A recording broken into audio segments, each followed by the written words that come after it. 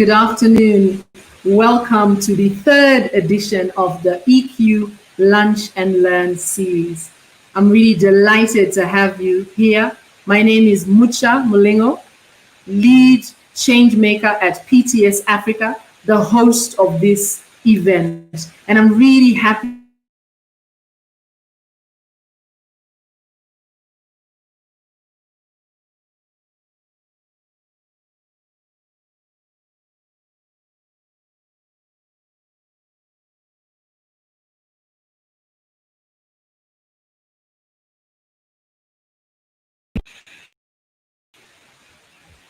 It appears that I am having some slight technical challenges this afternoon, so do bear with me. Really delighted to have you here for this third edition of the EQ Lunch and Learn. If there is one thing that we can all be certain about, it is the fact that COVID has brought about changes. Changes at work, changes at home, and even changes with our finances. And we will have to adapt to those changes, whether we do this willingly or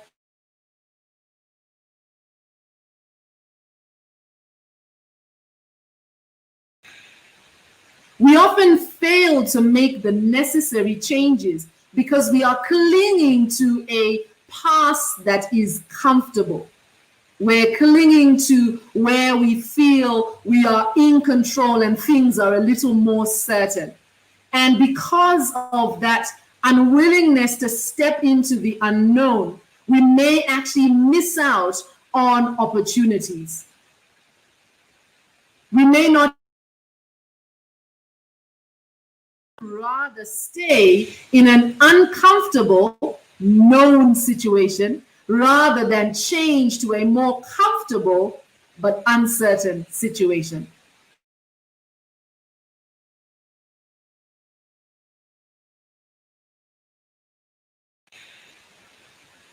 The challenge with change is rooted in neurobiology. The brain is wired to respond to an experience or experiences we've had in our past that have formed set patterns. Whenever you associate a particular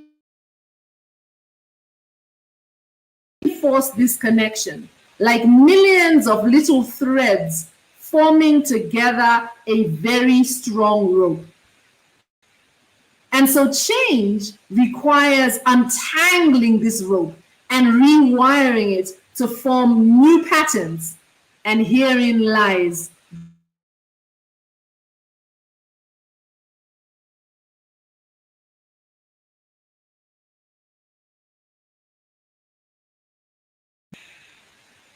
with me today are two awesome gentlemen who are going to help me drive this conversation about how we can leverage emotional intelligence to be able to navigate change. I'm excited to have with me today, and I'm going to bring him forward, Amani Shayo. Amani, it's great to have you in the session today. Amani is an aspiring consultant and human capital enthusiast. He currently works with ePower Limited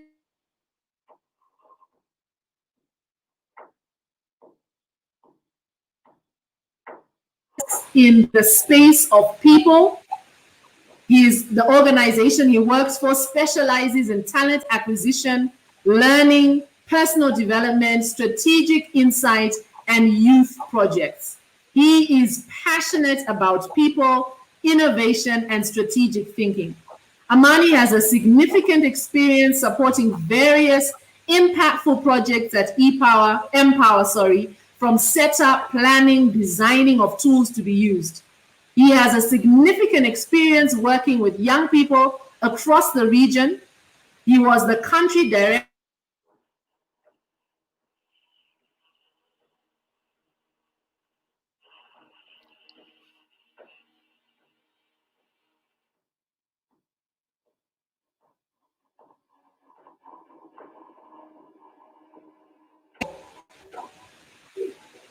Say hi to us all, Amani. You're very welcome. Good. Thank you very much, Musha, for such a lively introduction. I really appreciate the opportunity. I'm glad to be here, and I cannot wait to host a discussion with everyone. I am happy and excited. Hi, everyone. Thank you very much, Amani. We also have with us Enahoro Okaye. I'm going to bring him to the screen as well. Enahoro is a fellow emotional intelligence practitioner that I have worked with for several years, and really excited to have him as part of this conversation.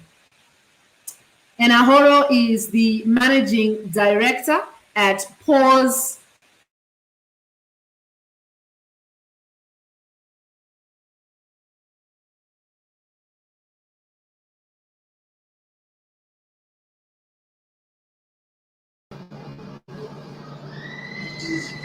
Hello, everyone. Excited to be here.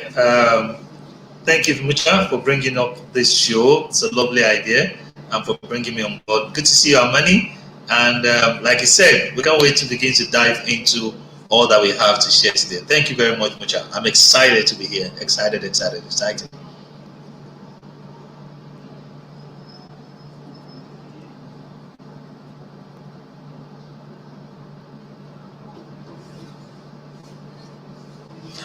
All right. While we wait for Mucha to come back, Amani, so let's have some discussion. Mucha seems to be having some challenges. So today is about change, right? He said to me we're going to be discussing about change, and for Amani, she said you wrote an article on feelings. You know what's the article about? Oh, thank you for asking, Naharu. So, I choose to believe I'm a vivid writer. I love writing, and one of the few articles that I wrote during the COVID time was article about feelings, and the name of the article goes by how are you feeling? You see, and this is the question that. In the organization that I'm working with, is a question that we get to answer it every single morning. So we normally have those Monday adults. And looking at the patterns, I used to look at my response to these questions to be okay, fine, good. And eventually, our MD, who is quite a very transformative leader, pushed us to explore this what's so called the feeling charts. And from there, that's when I got exposed to hundreds of feelings and started really understanding why is it important for us to answer a very simple question of how are you feeling, right? We are very easily inclined to reply with I am fine or I am good or I'm okay because those are quite very easy on top of our head. But came to learn about this feeling chart and really understanding why is it important for us to communicate with our feelings. I decided to put my words in an article. So that's why I wrote the article of how you feeling. It's basically to explore more and really understand what is it that goes in our body and to respond accordingly. Oh, great. I mean, it's good to know that you can come to the office every morning and somebody can ask, how are you feeling? I mean, Yeah. that would have helped a lot. We would like to go deep into that article. So she said I should talk about change, right? Yeah. And like she started. For me, I believe that the brain is a powerhouse of store, like it stores. The brain is constantly storing things, just storing and Yeah. storing and storing and storing. And from science, the brain started storing just while we were still in our parents' womb. Yeah. I know the lady that, not the lady, a young lady that the song that her mother used to play when she was in the womb, after she was born, when they play that song, she smiles. She's always laughing whenever they play the song. And medicine has told us that the baby can hear while they're in the womb. And it is in those times that we've started storing. I have a model that I teach, and it says that there are four things that happen to us in an environment. The Yeah. first one is the things that we see. The things that we see, right? That's the first one. And the irony of this is in the environment, we don't choose to be there. We find ourselves in the environment as we grow up. We find ourselves there. That's so the things that we see, number one. Number two, the things that we hear, right?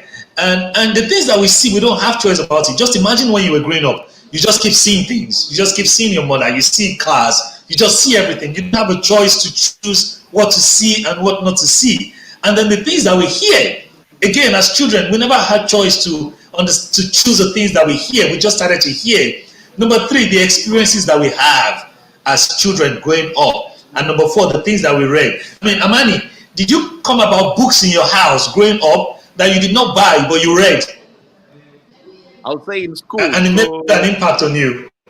Yeah, I'll say in school. Yes, I did. Okay. In my house, it's very unfortunate that we didn't have a lot of books around. But in school, I think I was a little bit privileged to go in school where at least we had a library, and that really helped me to learn some few basic things at a very young age. Great.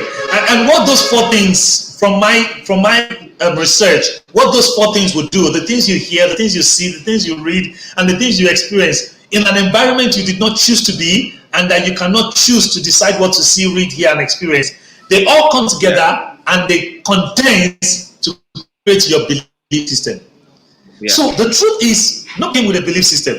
We were given. We were given by uncles and aunties and neighbors, and we were given by the people that we did not choose would come into our life, and that became our belief, and our belief system helped us to form our values. So why is it difficult for people to change? Really, because we've been condensed with stories of life, with value system, and when it comes to emotional intelligence, we eventually realize that the emotions that we feel today is as a result of all of those belief systems that we have. And that's why change can be difficult. So let's dive into your feelings a little more, and then we'll come back and talk about the change. So tell us about the stories in your book. What exactly did you write about feelings? Yeah. Right. So basically, this was a very. I remember during Corona period, and I think you know the case for Tanzania. We didn't have a very usual pattern compared to other parts of the world. Our case was merely stay in for a few days and then we went out. But the business that I am in is the business for people, and during that time we couldn't do anything, so we were forced to really stay in and think of new ways of trying to really do business. So it was then there I realized like most of the people were going through this period of isolation and stay inside, and that's when they started really looking at their response to how you're feeling and start really being consciously asking whether are they feeling okay or fine, or are they really feel good as they normally used to say. So talking to a few of my friends, I've realized it's very simple for us to respond, but we don't really take time to think what actually happens within our body. So when I wrote this article and shared to some of my friends, I saw an immediate impact where some people start realizing it's okay to feel stressed, but only if you are willing and like calling out that I am stressed. I've stayed in for quite a period of time and I'm stressed. It's okay to feel lonely. It's okay to feel these different feelings, but we should not tame them differently because we want to feel good. It's so easy to say good, but deep down we know you're not feeling that way. So that is why we brought the essence of that article, and I think I've been using it ever since. Yes. Great. I love to hear some people. Bucha, you there? I think it's all right. So I want to ask. Yeah, it's okay. I know you're in that field for a long time, and emotional intelligence or emotional quotient for we African, it's a field that is new, and I'm happy to see people like you that are pioneering this movement. I want to also learn from you in a hurry. Looking at from where you're standing right now, how is it? What space are we in as Africa, or let's say the youth of Africa and everyone at large in terms of EQ? Yeah, so before you jump in, let me just say hi again. I seem to be really having technical issues. And the funny thing is, as a facilitator, you have plan A, B, C, D, E. We are now on plan F. So hopefully plan F will work. That is where we are now. Yeah, it will. All right, so I just take it a little bit into change, and so that we can have some content about change, since the people came in to talk about change. So in emotional intelligence, if you eventually want to change, you need to first of all realize that you are in a state where things have to change. And that, I think, is one of the greatest challenges to change. In the 6 seconds emotional intelligence model, we call it Know Yourself. And the color of the model for Know Yourself is blue, because when you look into blue water, right, you see yourself. And for me, there can be no change, there can be no transformation except there's awareness. There's something called the unconscious incompetence level. Unconscious incompetence, when you are not conscious of your inability to manage your emotions, right? And as far as someone is still at the level of unconscious incompetence, they can't even start the journey of change, right? So people have to get to a level where they realize that they need to change. You know, when people come to me as a coach and say, Mr. Nahoro, I need you to work with my son. He's been having this challenge in school. Is this. The next thing I ask them is, have you spoken to him? Have you told him that you want him to see a coach? If they say no, I say to them, we have to talk to him, because he has to be ready. What do I mean by ready? He has to be aware that I need help. He has to be aware that something is not working right. He has to be aware that I'm on a path that needs to change. Without awareness, there is no transformation. And people struggle to change because they are already locked in a particular pattern. The pattern that they've used year in, year out, year in, year out, year in, year out. So the first step to becoming an emotionally intelligent person is awareness. Unfortunately, some people don't even know that there's something wrong. And one of the solutions that I give in such situation is I use a tool. I say, also, can we just pull in this tool? You know, like a leader in an organization is told to go for an emotional intelligence training. You know, what does the leader think? I'm just imagine it, that you're told to go for an emotional intelligence training in the office. What's the first thing that comes to your mind? Well, I think most of the times because it's a space where I feel, being vulnerable and something to share, try to really look down and say, that part of myself that I personally even don't want to connect with, and now I've been trained on that so as I can be able to lead other people. I think it's still not a very comfortable space to discuss about emotions, especially in the workplace. Let me tell you what the challenge is with a lot of leaders. Once they hear that you have to go for an emotional intelligence training, then they say to the HR manager, do you mean I don't have emotional intelligence? do you mean I don't know how to manage my emotions? What are you saying? Until they struggle with it. And what I do in that case is that I pull a tool. We have a lot of tools that we use. One tool, that will test your leadership, that will test your trust, that will test your ability to communicate with people. When we now pull on the tool and we send in that tool for assessment, and then they take that assessment, then I sit down with them. I say, this is information from you to you. This is a feedback from you to you. It says this, it says that. It says your communication is not very smooth. What do you think? And at that time, they begin to realize that, okay, maybe I need to grow my communication skill. Yeah. Maybe I need to reflect a little more. Oh, maybe I need to learn how to, they empathize with my subordinates the more. Yeah. At that point where they begin to say maybe, we've gotten to the level of awareness. That's awareness. Without that awareness, the journey of emotional intelligence cannot start. We call it insight. You have to be able to gain insight. Would we get to a level in life where we have been totally aware? No. We get to know ourselves continuously. There's something that, as far as you're aware that you need to grow, you are aware that you need to balance the way you see things rationally. You are aware that you need to balance the way you see things emotionally. All of those. That's the beginning of emotional intelligence. Nice. I mean, does that make what comes to your mind?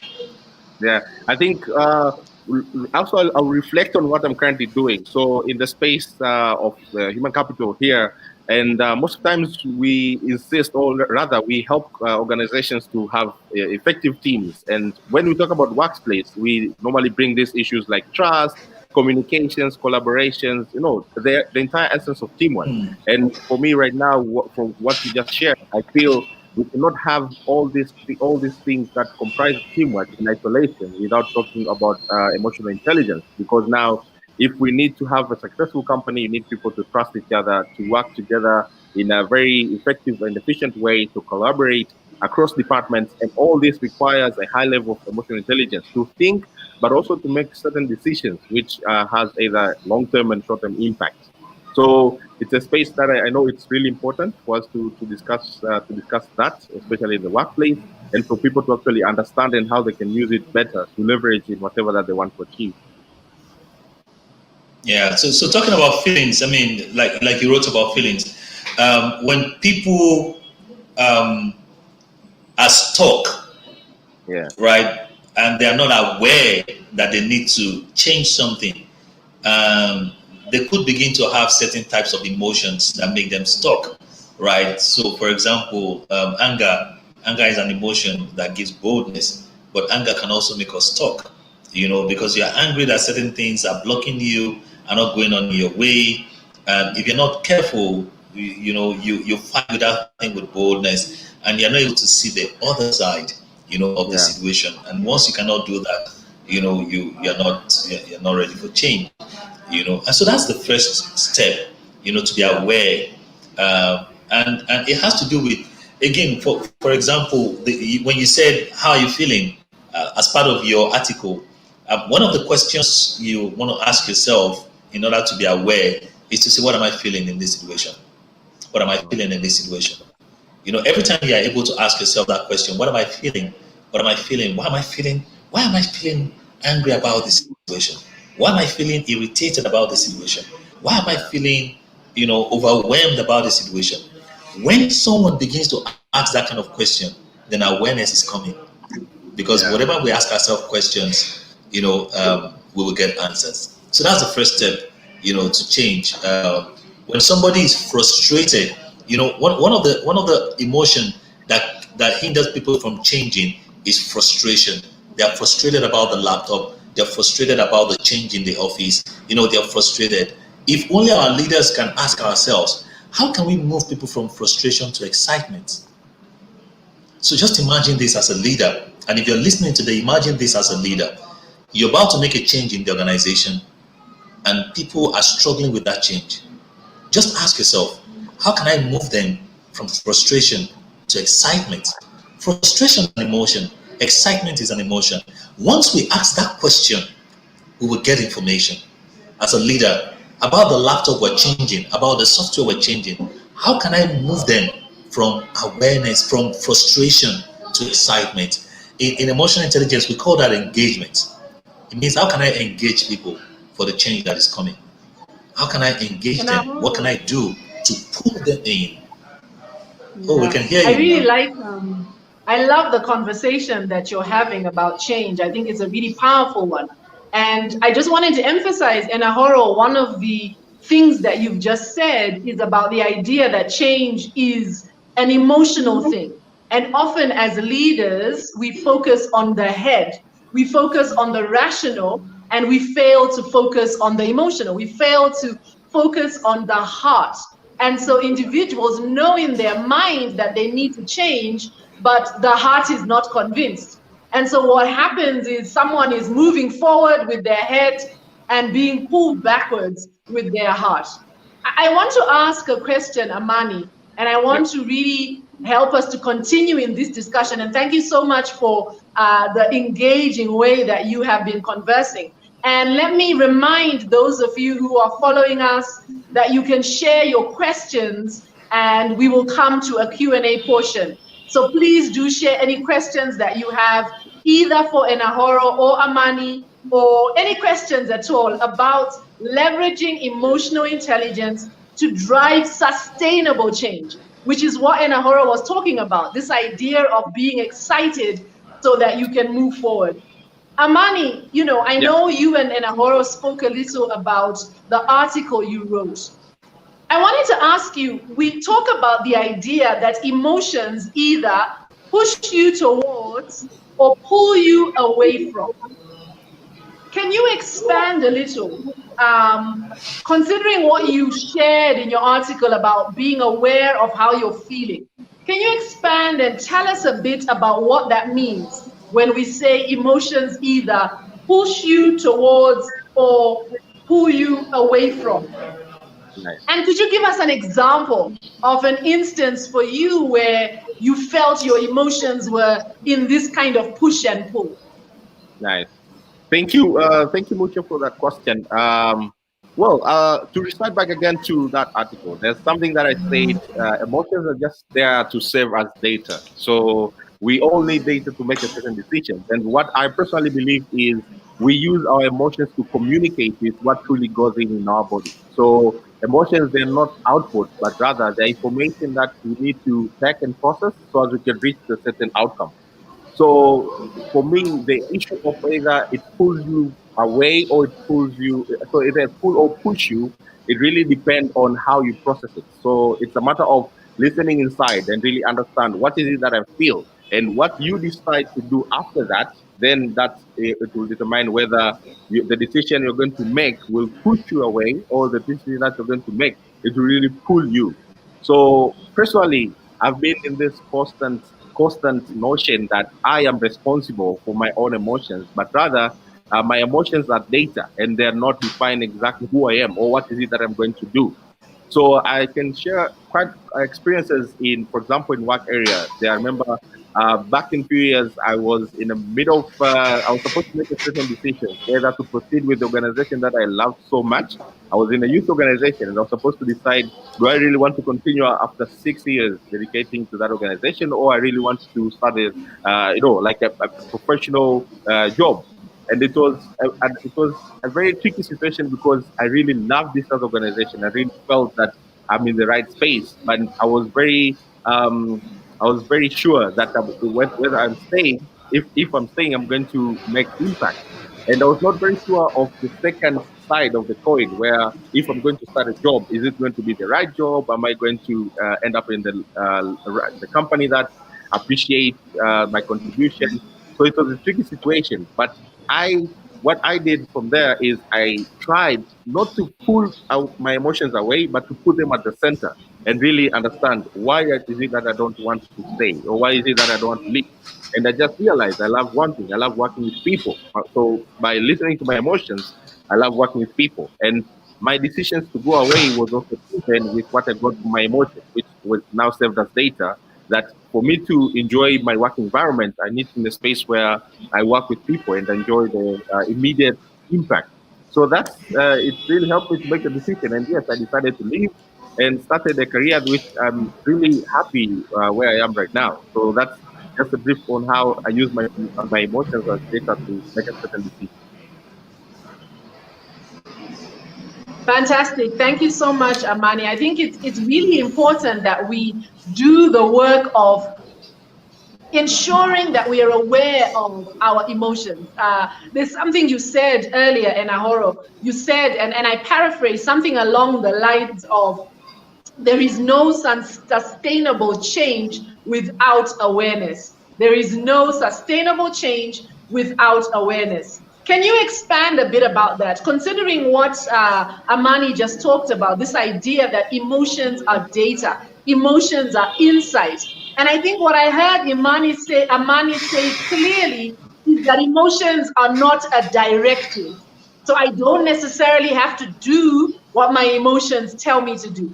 Can you just expand a little on this idea in Ahoro that there is no sustainable change without awareness?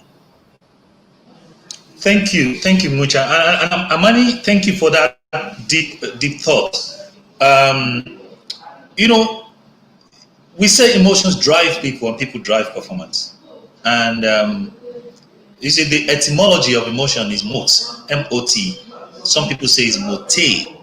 That is the same word that creates motivation. And that is why you can see motes in motivation. Motivation, mote, emotion. That is the same word that creates motive, right? And that is the same word that creates motto, to move, right? So our emotions just drive us. Emotions and drive means the same thing. How do I drive myself to accept a new laptop in the office when I am not aware that a new laptop is better? There can be change. When you force a child to start doing something new without connecting to the heart of the child, the change cannot be sustainable. That child will do it for that one time and would never do it again. When a staff in the office have to do something because the boss is around and would not do it when the boss is not around, it means that change is not sustainable. It means that staff has not connected to the change that the superior wants. It means that the staff has not accepted. It means that the staff is being forced. So that change is not going to be sustainable. That staff is going to complain every time that staff is using that particular thing and say, I don't like this thing, I don't like this thing. And before you know it, that staff is on the way out. What is the problem? The problem is not a new tool. The problem is not the laptop that has been brought. The problem is that the company, the superior, the leader has not been able to connect to the staff in such a way that the staff will be aware that this change is required. In change management, we call it the sense of urgency. You have to be able to connect with the staff in such a way they are aware that this change is needed. When they are not aware, you would be like a leader who is pulling a load along. Why? They can see that you're trying to make something change, but they can't get it because you've not gotten to the level of awareness. So there's no sustainable change. There is temporary change. There is change when the boss is around. There is change because of salary. But like Mucha says, the head and the heart, there's no change from within. The day a staff can get awareness and change from the heart that we really need to change this in this organization, you would feel the energy, and before you know it, would be able to change and sustain it. So I put the responsibility on the superior in an office situation. Thank you, Mucha. You can take it. I like that. I like what you're saying, Ahoro, this idea of, really getting to the heart of the matter. If I can stay with you for a little longer, Ahoro, you've been speaking a lot of change from the point of view of a leader and a leader driving change. How about for me as an individual, where I want to make the change, but somehow I don't seem to be able to make sustainable change? When we started the session, I talked about the way the brain is wired and some of the patterns that we form. So how do I, as an individual, make change that is sustainable? What makes change stick for an individual? Thank you, Mucha. Thank you. So we've settled the part of awareness, which is that if the person is not even aware, the person even cannot start the journey of change. But let's now agree that the person is aware, but we want to make the change sustainable. What I've told people is that change is gradual. Change is gradual. Don't try to do what you've not done for 30 years of your life in the next 1 month. It doesn't, mathematically, it doesn't even tally. Right? I mean, you've known a particular path, a way of doing a particular thing for 30 years. You went into a training program, you are so motivated, and you come out and you just want to change it like that. I call it the sensation of learning. It's just a sensation. The advice is choose yourself. Choose yourself. Use the choose yourself competency to choose what you can change in the next 1 week. In the next 1 week. What little thing can you change? You don't have to change everything. For example, you procrastinate. and you've been trying, and then you read a book or you went for a training and they say procrastination is the thief of time. You have to go and stop doing it so that you will not be stealing from yourself and all of that. And then you get back home and then you just want to stop procrastinating. And then you try it and it doesn't work. And then you become worse than you've always been. What I say to them is, choose one thing that you want to stop procrastinating about, right? Out of that one thing, break it into pieces. Say, okay, every time I say to myself that I will send a mail, I don't send the mail. All right, so for the next 1 week, can you try to send the mail just 2 times? Don't try to send it all the time, just 2 times. Try to send it, just try. And when you send that mail that one time, can you celebrate it? Celebrate that little milestone. What the celebration would do is to send a message to your brain, the oxytocin and the dopamine, and that message will be received. The brain will form a new neural pathways. The good thing about the brain is the science around neuroplasticity, which means that our brain can be reshaped. But how is it reshaped? By starting to do something in a new way. Just try and do something little and celebrate that little one. Don't worry about the big ones. Celebrate this little one. Let your brain receive a message that we are celebrating a little change that we've just won, and wow, and celebrate it. And then before you know it, you're going to celebrate a little more. And before you know it, you're going to celebrate a little more. And milestone upon milestone, milestone upon milestone, we are gradually getting to the change that we want. But we're not doing it with all the stress in the world, with personal beating ourselves and beating ourselves hard. So summary is, let's take it one step. Change is gradual, one step at a time. I love that, Enahoro, and I think it speaks to why we have so many challenges at the beginning of the year when we set ourselves those New Year's resolutions and we don't even survive January. Before January is over, you've already broken half of the resolutions. Because it used to happen to me a lot. Yes, you're expecting too much. I love the idea of changing one thing.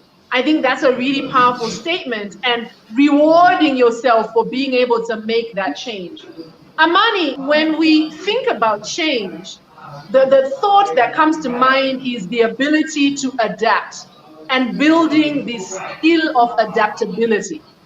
And I think that this is a skill that is crucial at work, being able to adapt. This season that we are going through, this season of COVID, has really taught us that we mustn't, or we cannot afford to get stuck in our ways. We need to be able to adapt to the changes of life. And what we know for a fact is we are going to continue seeing changes, and these changes will continue to affect us. Can you talk to us about how we can build the skill of adapting quickly to the changes that occur at work? What tips would you give an individual who's thinking, oh, I really struggle with change. I really struggle with adapting to change at work. What are your thoughts on that, Amani? All right. Thank you, Mucha, for that question. And Nanahoro, thank you for paving way to that. So I will just build up on what Nanahoro said already. I've been using this one model, which I've learned it through different leadership programs that I've attended, and it has proved to be effective even now when I'm working in a setting where I also have either to work with other people or other organizations. So the acronym of that model is ADKAR, which is simply different stages of change. I'm sure it's very common. Probably I've heard it before, but how can you really internalize it and use it at a very personal level? So I believe change is something that you have to go it in processes, right? As Enaro said, you cannot do 100 laps at once. You have to really take small milestones. So A in this model, it stands for awareness. It's which Enahoro said, you really need to understand that something needs to change, and you really need to know what is it that needs to change. And then D comes from desire. So personally, I believe that you can be aware, but if you don't have the desire to change, then we are back in square one. So you really need to have the desire that, okay, I'm aware that this is something that needs to change, and I'm ready, the willingness to actually change it. And then K, in that model, stands for knowledge, which here is where we are missing a point where, yes, you might have the desire, you might have the awareness, but now you need to feed yourself. You need to gain the knowledge or to know exactly how can you adapt or change according to the situation. So the knowledge comes from different people, either if you rely on books, if you rely on people that, it's their full-time profession to help you go through that, like Enahoro and Mucha, or you write to your friends. So you really need to have the knowledge, because knowledge is power. You'll be able to know exactly what is required from you, the action points. And the A after that come from action. Yes, you have the knowledge, then what? You might have the best books in the world, you might have the best coach in the world, but then what? You need now to act. You need to put it down exactly. What is it that requires from you? Specific action points. So if you, for example, it's Corona, you know exactly the action is either you stay inside or you wash your hands. So you have that noted down. And the R, which is also an important part, is results. I think most of the times we get so caught up with this world change and we end up afraid and not really own the process or really love the process, to say, because we don't really look at the end goal. We don't really question ourselves and say, if after all I do all this, I have the awareness, I have the desire, I have the knowledge, and I'm willing to commit to certain actions, what is it that I'm going to get at the end of this? Because as human beings, we are motivated by that.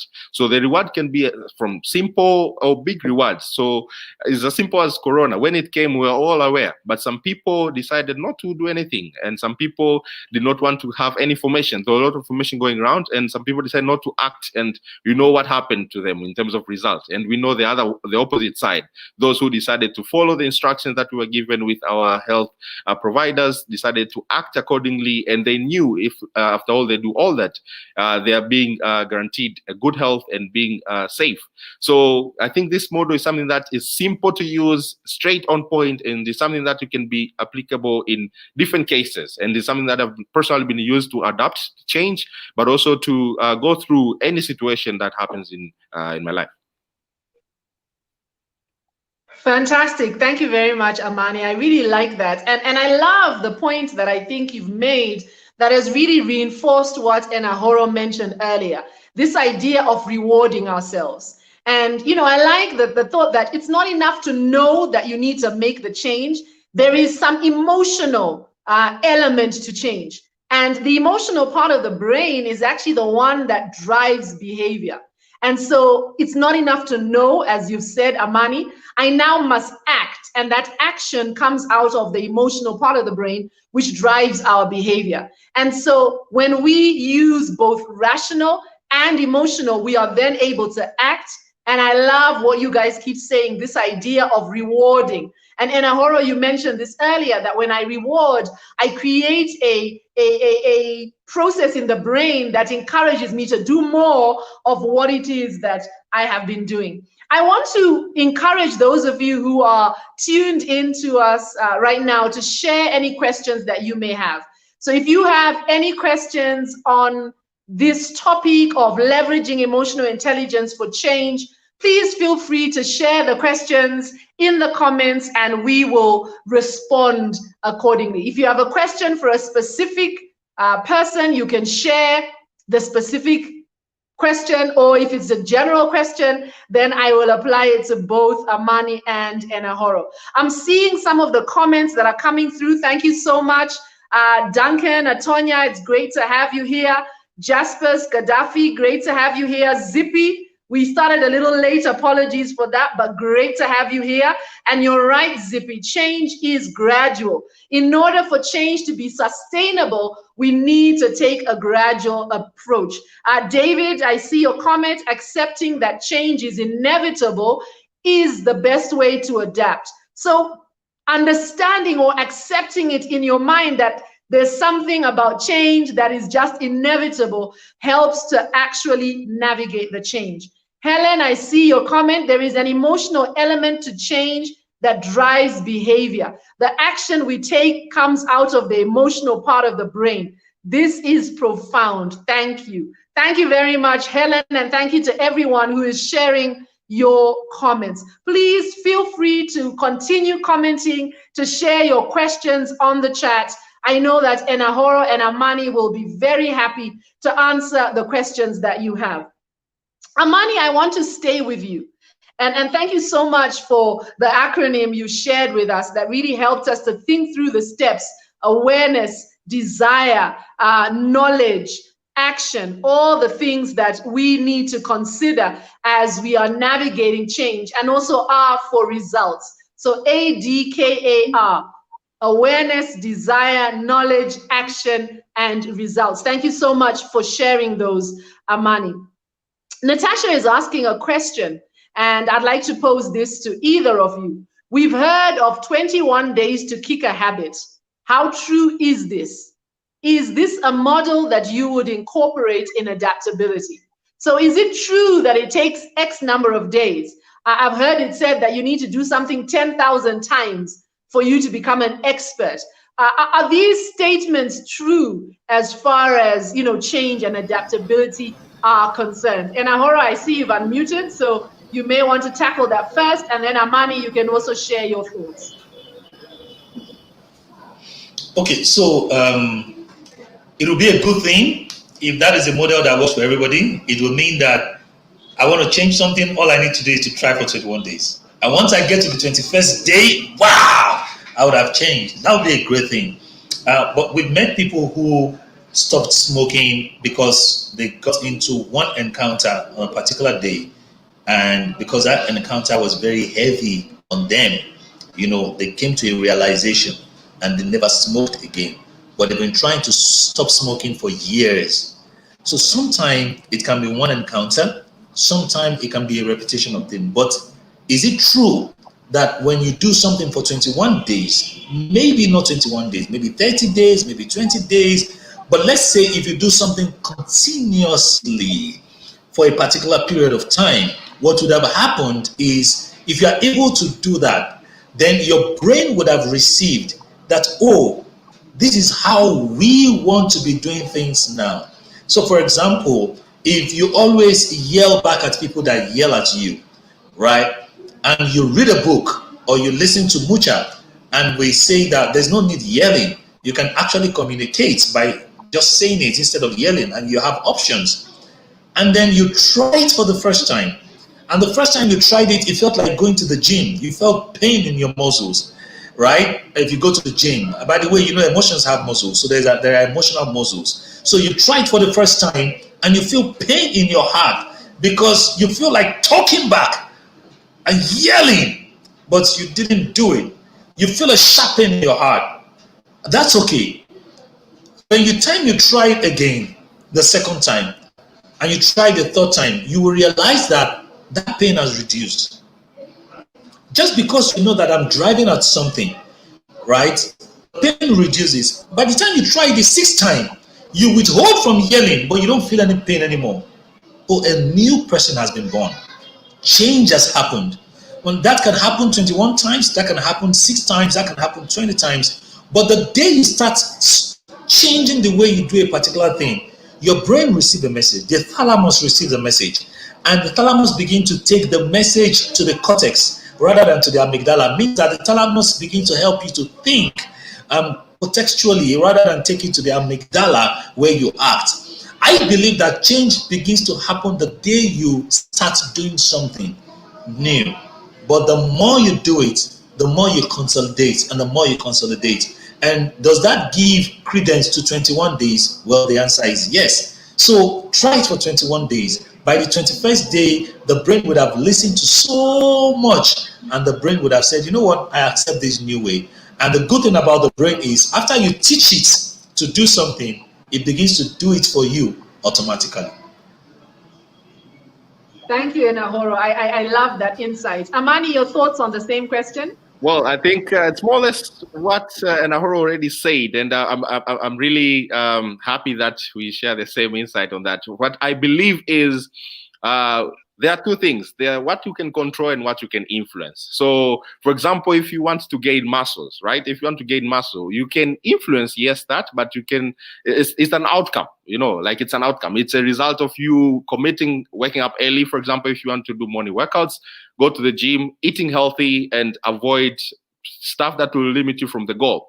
You're better off to control the daily action point rather than having this picture that after 21 days I'll have muscles. Because if muscles are not going to show up in the 21st day, you're going to be frustrated, and you're probably going to stop doing that.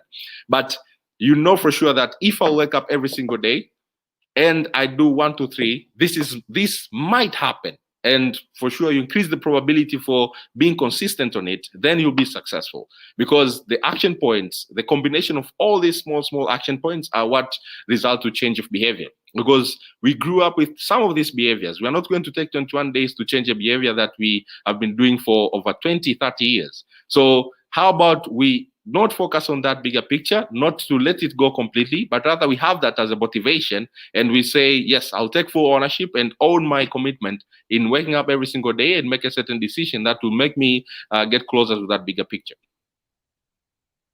I love that. So that's the idea of seeing a change as something that, again, as Enahoro said, is gradual, and that there are steps in the process, right? So sometimes then, Amani, following from your thoughts, one of the reasons why we are not able to change is because we set unrealistic expectations of ourselves. And I think I heard you saying that at the end of the 21 days, if you haven't got the results, that can then be demotivating. So it's important to set larger goals and then break those down so that you are able to make that change and not give up on yourself. Yeah. Thank you very much for that, Amani. I love that point. One of the things that I think you've both said is this idea that when we do and do and do again, there is definitely some impact. There is definitely some results, and there is definitely some change. And what we know from the research is that when we do, or when we teach the brain new things, we create new pathways. And the more we then use those pathways, the more those pathways become default. And exactly what Enahoro said was that when you teach the brain new ways, after a while, the brain does them for you, because the brain loves autopilot, doing things the way we've always done them. And so it's the idea that you teach the brain new pathways, and then those new pathways become habits. We have a few more questions here, and thank you so much for sharing your questions and your thoughts, and we would love to have a continuous conversation with you. Helen is asking, are there some attributes that predispose us to respond to change differently?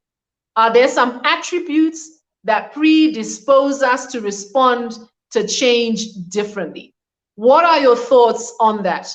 Are there some people who are just wired to handle change differently because of some attributes that they may have? Amani, any thoughts on that one? Well, I would say I really want to answer this at a very personal level, and I'm sure Nahoro will bring a well themed answer around it. So recently, I came across this theory that we have some people that are naturally pessimistic. And this guy just proved the theory by taking a picture of a waterfall across down the street, and some people saw that. Some said, yeah, this is a waterfall, beautiful. Some, when they saw that picture, they were naturally inclined to a disaster.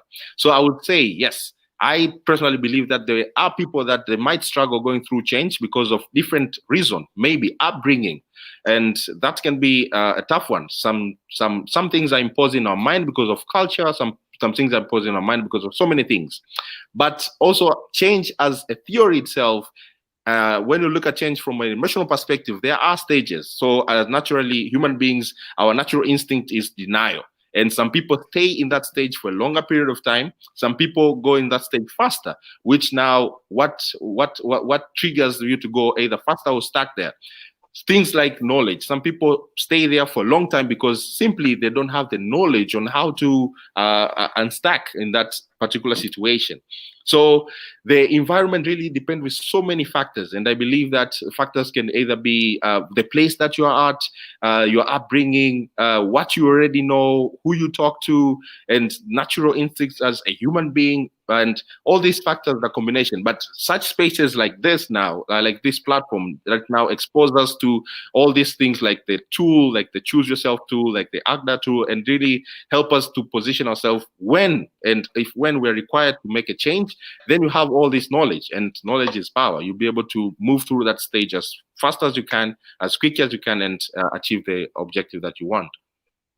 I love that. I love what you've just said, Amani, because, to me, you've really outlined and illustrated the idea that, yes, we may be predisposed towards certain behaviors. However, we have the power to change, right? And I think that's what's important. We have the power to move ourselves forward, not allow ourselves to get stuck. And what's great, going back to an earlier point Enahoro made, is that there is no sustainable change without awareness. And so when I become aware that I have those attributes that predispose me to struggling with change, that predispose me to having a pessimistic outlook, when I'm aware of that, I'm then able to work with myself to leverage emotional intelligence to be able to push through what are sometimes those natural barriers. And Ahoro, what are your thoughts on the same question? Thank you, Amani, for what you've said. Just writing on what Amani said is to then say all these things that he said, knowledge, environment, our parents, growing up, all of that then becomes a value system. And when I say value, I don't just mean integrity, personal growth. I mean hair. I mean your shoes. I mean your clothes. I mean anything that you hold dear to yourself is a value system.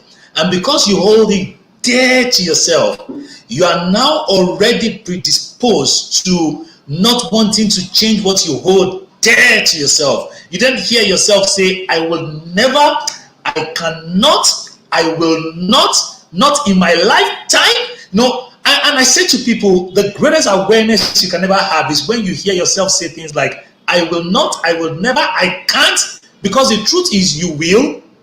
The truth is you can, but your value system, as you see the way I'm doing my hand, it has actually condensed. And if you remember TFA, thought, feelings, and action, from my personal research, the thoughts are actually enveloped in the values. Your values are your prejudices, your values are your preferences. And once you see something, the value determines how you think about it. So I started to teach what I call value management.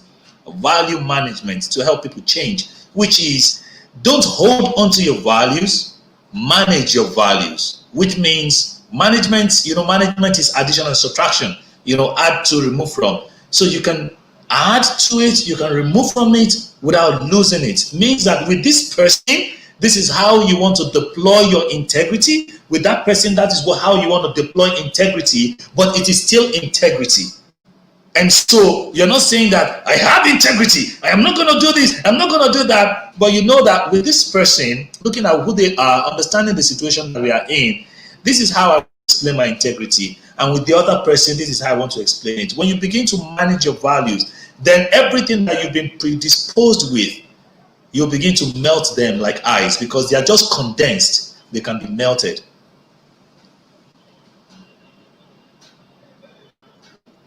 We might not. Wow, okay. Thank you so much, Enahoro. I love it.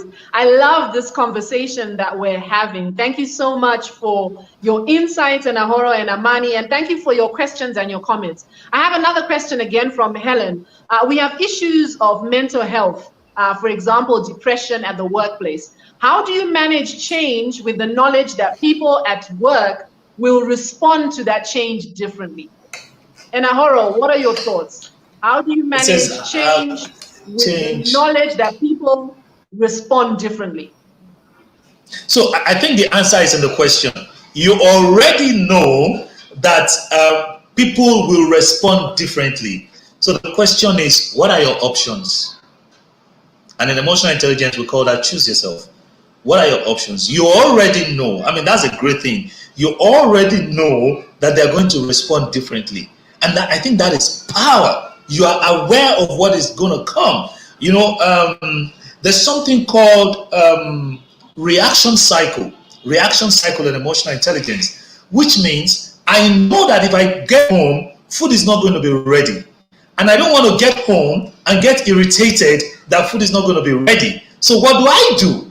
I call home and say, "Hi, Dal, how you doing? Have you started doing dinner?" And she says no. And I say, "Can I sort myself out before I get home?" Why? And she says, "You know what? No, where are you?" I say, "So please don't worry, I'll be able to do dinner before you come." Or she says, "Don't worry, sort yourself out." You know what? We have avoided irritation, we have avoided quarrel, we have avoided argument, because in advance I knew that something is going to happen. So if you know that people are going to react differently, ask yourself, why are they going to react differently? In what ways will I communicate with them for them to react in a way that I want? Oh, okay, so they're going to react differently. What you want to say would make them react differently? Are you sure you should say it? You know, when you use the power of how is such a powerful thing. Emotional intelligence, how is choice. It means that you have several choices. There must be a particular way to say it. It's not you go up to their level, or you come down to their level, or you stay in their level, or you adjust from rational to emotional, or you adjust from innovative to evaluative. There are just options. The big question for you is, what are the options? And consequential thinking says, think of the consequence of what you want to do before you do it. You would always find an answer. I like that, Enahoro. I like that point. And I think that, just to go back to what we had shared earlier, this idea that one of the reasons why change fails in very many organizations, and we have a question here that's talking about culture change. So, this speaks to the same thing. One of the reasons why change fails in very many organizations is because the focus is on the practical. The focus is on the rational. The focus is on who is moving to which room, whose desk will be where will the chairs be, how will we use this space, who will park where. The focus is on the tangible. But as we keep saying, and we've said before, emotions drive behavior. And so in our organizations, we need to move from focusing on the tangible and practical to actually focusing on the emotions. How many organizations actually have sessions with the team to find out how everyone is feeling about the change? The challenge we have is we don't necessarily feel that emotions and feelings are relevant at work. But when we don't address how people are feeling, what happens is you are supposedly moving in a particular direction, but your emotions are holding you back. One of the things I shared earlier is that as human beings, we have a tendency to rather stay in an uncomfortable known situation than move into an unknown situation that is potentially more comfortable. So I think one of the things that we need to be mindful of, Helen, is we need to make sure that we are providing support to the team on the emotional and kind of psychosocial side, not just the support that is provided as far as the structure and the systems. Amani, I don't know if you have any thoughts on the idea of how to handle people who are going to, or who are predisposed to react differently. Yes, so I will share a personal experience. So in the current work that I do, I have cases where we help some organizations to go through the culture change or culture transformation. And this is the question that most of the leaders ask: how can you manage people when they're going to act differently? But that's the whole idea behind the culture transformation. So the role for you as a leader is to understand where each and every, let's say, people that you manage, where are they standing from right now? Because that's where you can manage this process effectively as you go through this change. And I would like to share here a link to a picture that I think it's going to add value.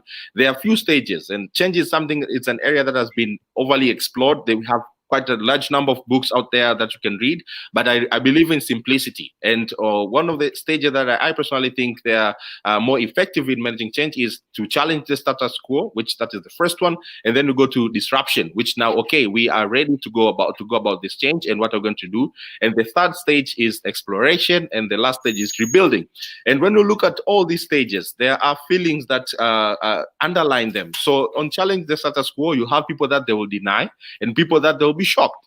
So how can you manage them differently? Because those who deny and those who are shocked, they cannot treat them as one. And when it comes to now disrupting, you have understood the idea and everyone is willing to go about it. Some people, they can disrupt, but deep down they have fear.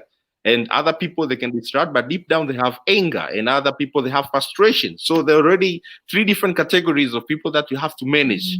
And when you go to the last stage, to the third stage of exploration, you have people that will come with hopes, other people that will come with acceptance, and the last stage is commitment. Now we will have people that either can be committed, other cannot be committed. And when you look at all this emotional journey, it varies, and other people can move from one point to the other. So our role, or your role rather as a leader, is to truly understand your people and know where they are. So you don't manage team, but rather you manage specific individuals and cater their needs. And this is not just a one-to-one session. It's to know which message I need to send to who. Someone who is committed and someone who they have fear, they cannot receive the same message. So you really need to customize accordingly and to move in the right direction. So the first important thing, the best insight that you have is to know that they're going to react differently, and it's your role to now plan it and see how best you can support them differently also. Thank you so much for that, Amani. We have another show that we air monthly, and that's called EQ at Work, Executive Thoughts. And in that one of my colleagues, Leroy Munetsi, has an interview with leaders across Africa, with CEOs of organizations. And last month, or earlier this month, we had a conversation with Abdi Mohammed, who is the MD of ABSA Tanzania. And one of the things that Abdi said really speaks to your comments, Amani, this idea that as you grow in leadership, your role becomes less about doing the job itself and operations and more about supporting those who are doing. And so this idea, Amani, is that as a leader, it's now important for me to understand the people I'm leading and understand how best to lead them and how best to support them as they navigate through this change. So it means you're doing less of the operations and more of the kind of support and really building your people and to help them to change. And I think this is a very important point that you've made, Amani, that you must know your people at an individual level, know the stage they are in through this change process and what support they need at each stage. I love that. There's another question here. Our time is fast spent, but I want to get to this. 2 more questions that we have here. There's a question from Zippy. She says, boards and stakeholders usually don't accept that there is something wrong with their organizational culture. How do you influence this complex scenario? So how do you speak to or influence leaders who feel like, well, there's nothing wrong here, and yet when you interact with the teams on the ground, it's very clear and very evident that there are serious organizational cultural challenges. Enahoro, what are your thoughts on that question? That's a very, very, very, very challenging area of consulting for us.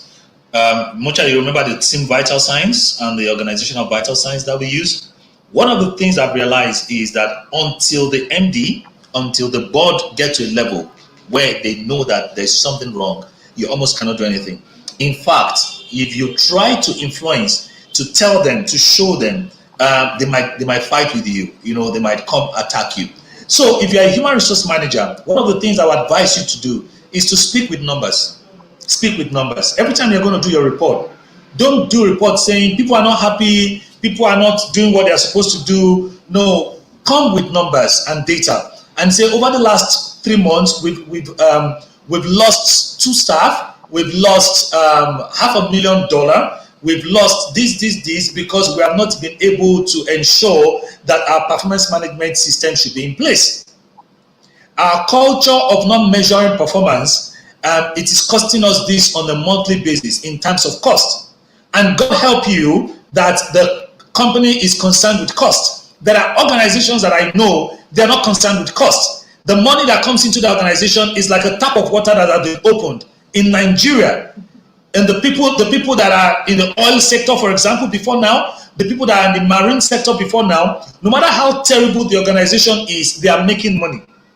So what do you want to tell the managing director who makes money in the worst situation, in the worst culture ever, who receives a lot from the bank every day, no matter how terrible the culture is? What do you want to tell such a person? In fact, he wants it to be worse. Maybe the worse it becomes, the more money he's going to make.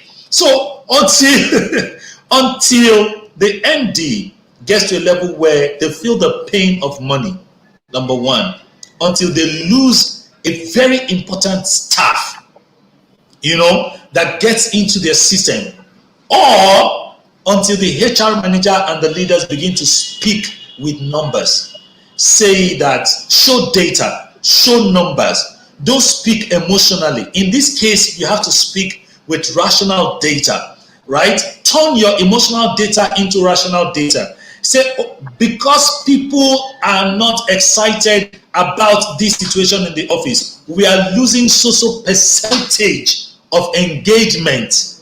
Turn their emotional data into rational data because they might not be able to understand the emotions. So that's the advice I'm going to give. Don't speak with your emotion, we don't like it, we have to change. No, speak with data because that's what they understand. Fantastic, Enahoro. I want to go to the next question. Zippy, I hope you feel that you are answered there. And I like the point about speaking with data. People cannot refute data that is black and white. We have another question here. How do you deal with a boss who keeps on deviating one from focusing on the perceived change? They do this through suppressing career advancement so that the target staff gets frustrated and forced to exit. So that's someone who's listening in on LinkedIn who'd like to know, how do you deal with a boss that's frustrating you at the end of the day when you would like to, navigate this change? Amani, let me get your thoughts, and then Enahoro, your thoughts. And this is the last question. So if you have any other questions, please just quickly share them so that we can get to them. Amani, how do you deal with a boss that's frustrating you? All right.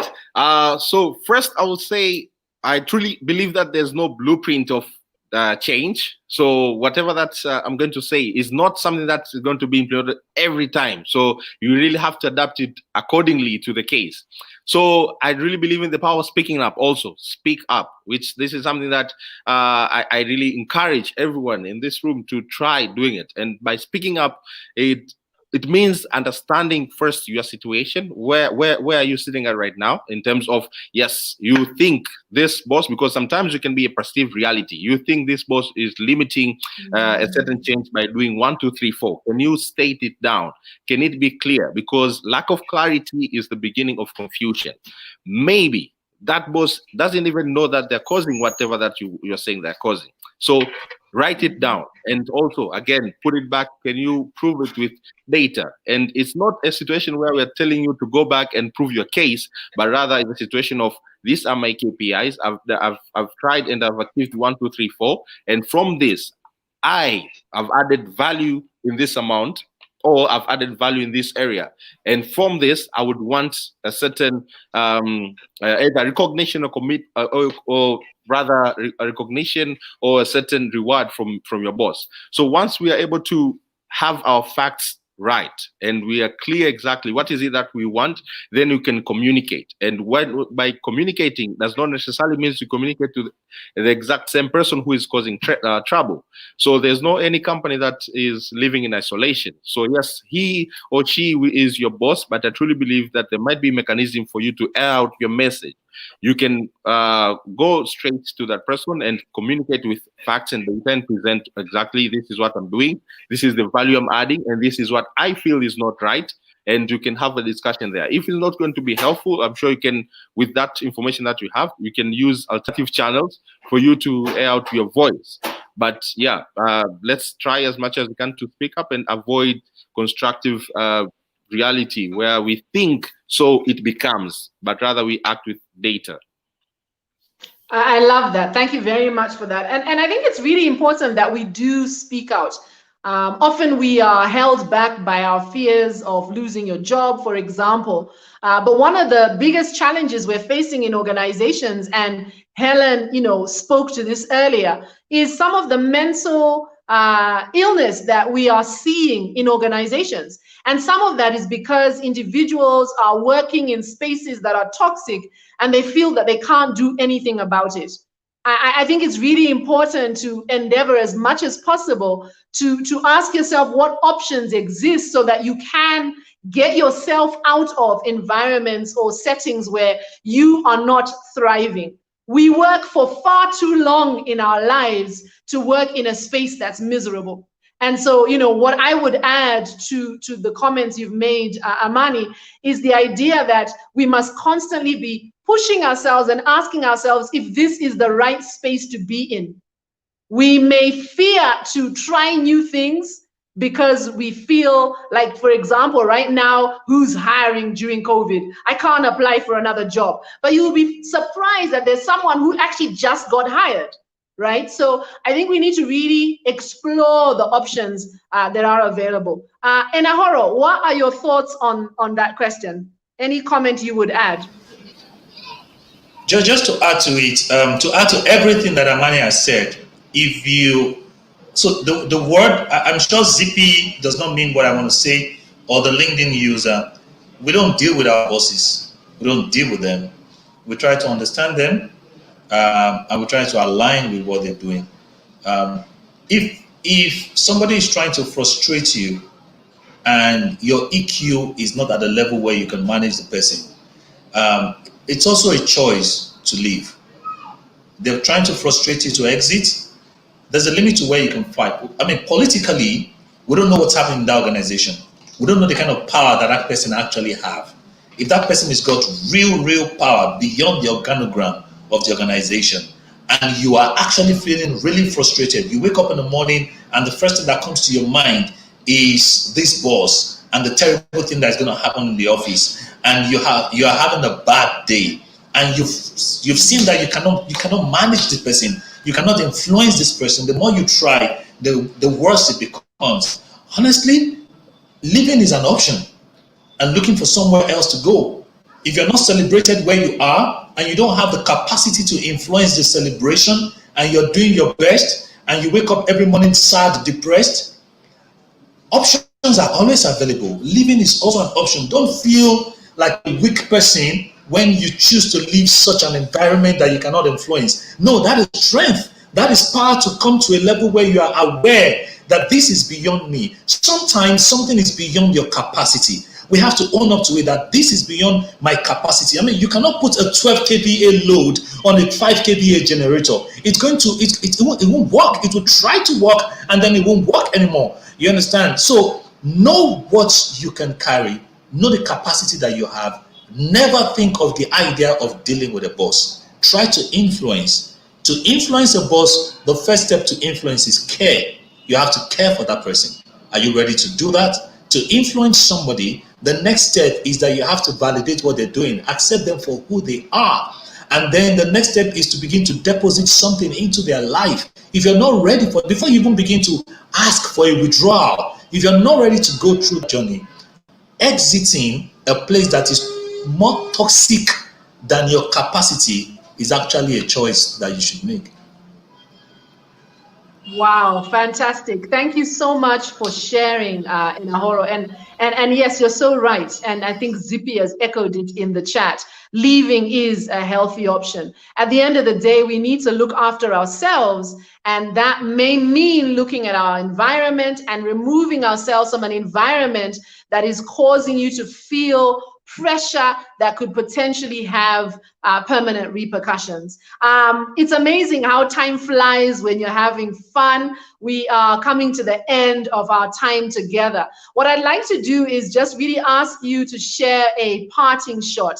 We've been talking about change. We've been talking about the changes that we've had to make throughout this pandemic, and how emotions actually drive behavior.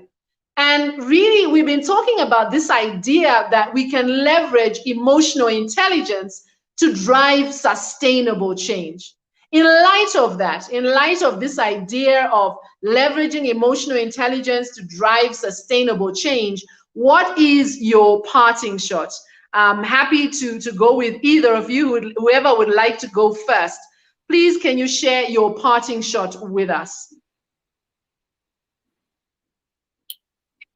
Okay, I'll go first. Thank you, Mucha, for that.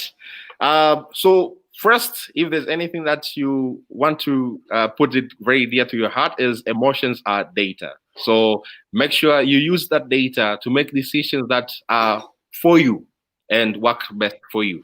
And there's no blueprint when it comes to change management. It's case by case. But personally, I believe in the three things that might also help you. Number one is clarity.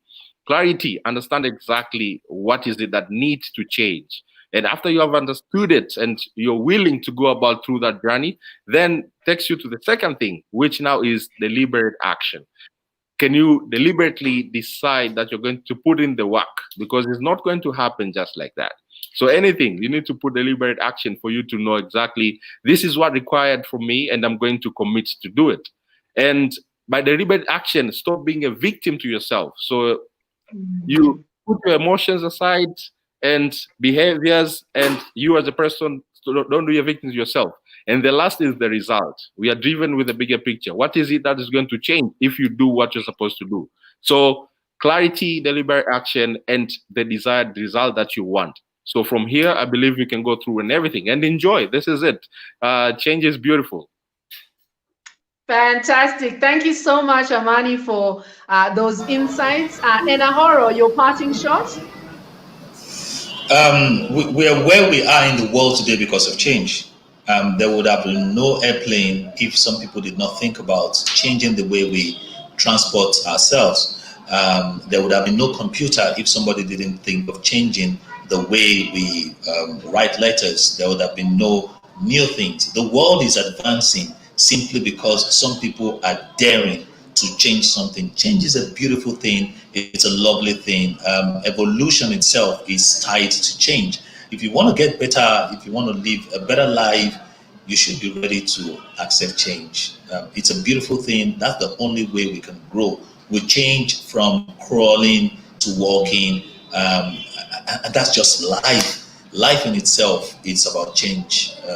Don't fight it, or you'll be the relic of a lost age. Accept it, understand the emotional attributes around it, learn your emotional intelligence, and grow. That's my parting shot. Fantastic. Thank you so much, Enahoro. Enahoro, Amani, thank you so much for your time today, for being here on this platform and sharing your thoughts on how we can leverage emotional intelligence to drive sustainable change. I really appreciate your time, and I can see some thanks already on the comments.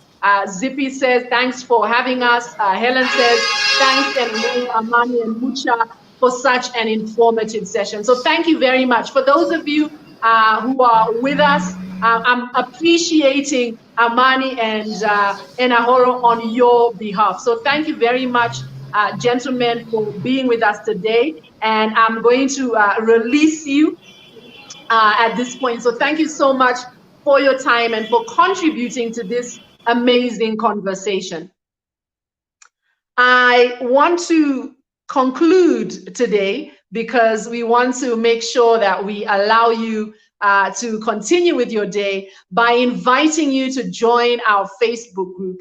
We have a closed Facebook group where we share a weekly emotional intelligence challenge. And I'd like to invite you to join that Facebook group. It is open only to those who have interacted and attended any one of our sessions. I'd also like you to diarize. Our EQ Lunch and Learn happens every single month. So every month on the last Wednesday of the month, we have the EQ Lunch and Learn. So please diarize it, 12:30 East Africa time. Our key takeaways for today. We are where we are in the world because of change. Every day, people are daring enough to accept change. Accept that change is a beautiful thing. And accept the fact that beyond your fears could be something even greater than what you have right now. Emotions are data. And the idea is that they help us to check ourselves. Change is only possible when we develop self-awareness so that we can understand what it is that we are feeling so that we can make that change. And lastly, we are driven by the bigger picture. So we must keep our eye on what that bigger picture is. We are going through a season that is unprecedented and has pushed us to make changes that have sometimes been very uncomfortable. But it's not been all bad. There are some positives that have come about as a result of our willingness to move forward in that change. The reality is, and someone commented on this earlier, change is inevitable.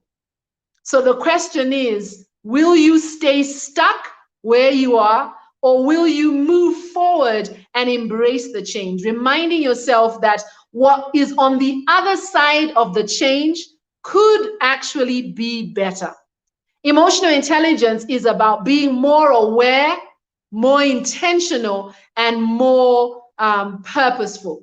And really, emotional intelligence is a change maker that will make a profound difference to your success at work. Thank you so much for tuning in with us today. My name is Mucha Mlingo, and I have been your host for this EQ Lunch and Learn, powered by PTS Africa, the Emotional Intelligence People. Thank you so much for joining us. Enjoy the rest of your day. Thank you.